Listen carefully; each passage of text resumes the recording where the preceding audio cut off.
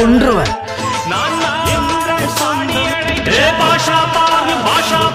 ஆனந்த கோயிலின் பாட்டு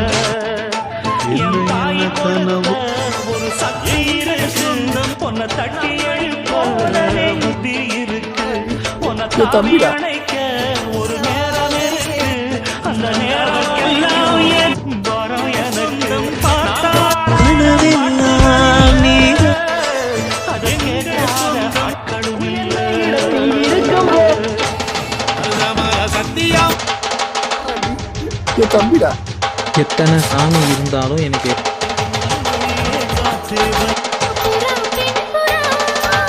பள்ளிக்கூடத்துல பாடும் பாடு நாங்க சோகமா இருந்தாலும் சரி சந்தோஷம் காசுக்கு ஒரு பஞ்சாவ அவன் என் ஃப்ரெண்டு.